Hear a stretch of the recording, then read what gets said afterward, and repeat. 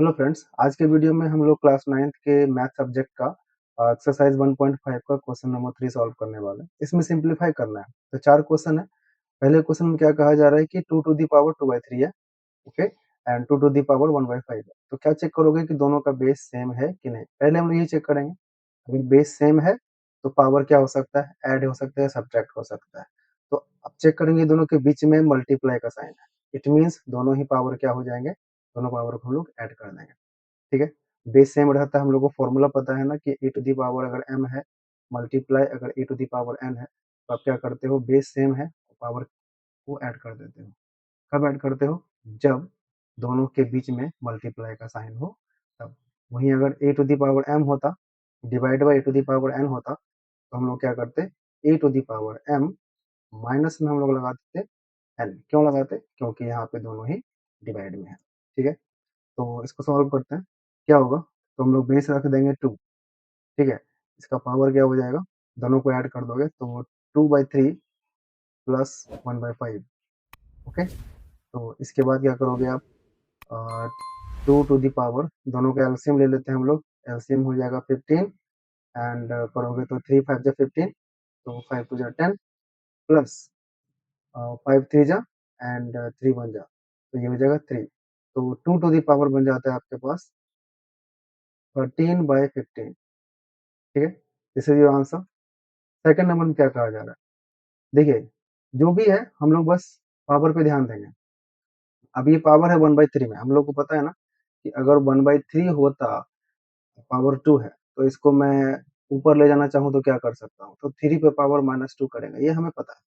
तो हम लोग ऊपर को इस पार्ट को छोड़ देते हैं और हम लोग वही काम करेंगे, इसको ऊपर लेके जाएंगे। ठीक है ना, इस 3 को ऊपर लेके जाएंगे तो इट मीन्स ये बन जाएगा आपका 3 टू द पावर -3।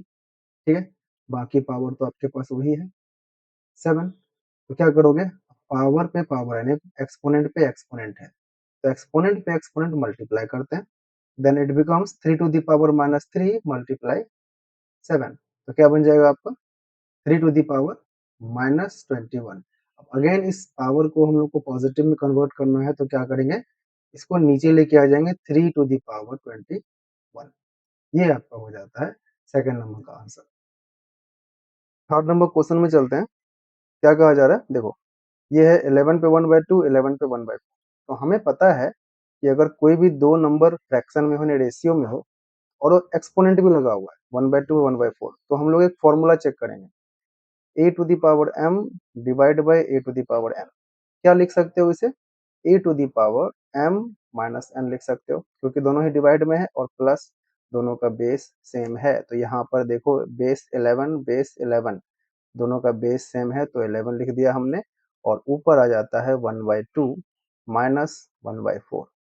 ठीक है, तो अब क्या करोगे, दोनों को माइनस करोगे तो आपको रिजल्ट आ जाता है 11 टू द पावर 1/4।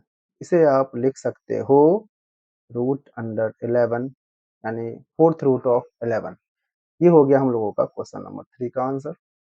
इसमें चेक करते हैं, इसका क्या कहा जा रहा है। देखो इसमें क्या है ना कि बेस तो सेम नहीं है। आप देख सकते हो 7 और 8 दोनों ही बेस सेम नहीं है, लेकिन पावर दोनों का सेम है।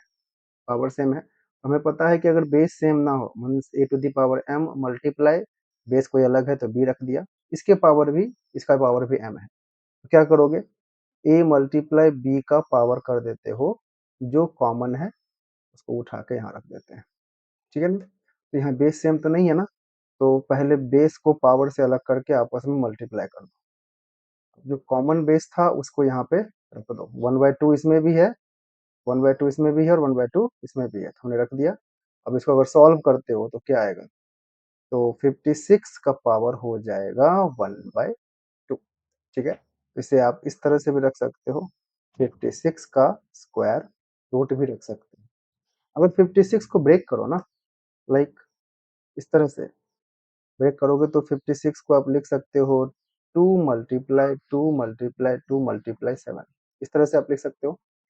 और इस यहाँ पे कुछ नहीं है तो 2 है, मीन्स स्क्वायर रूट है। तो ये 2 का मतलब होता है कि अंदर में जो भी पेयर है उसमें से एक बाहर कर दो। देखो ये दोनों पेयर में है, ये बाहर कर दिया हमने। ठीक है, बाकी इन दोनों का कोई भी पेयर बनता नहीं है, तो ये अंदर ही रह जाएगा, लाइक 7 टू जा 14। तो ये भी इसका आंसर हो सकता है।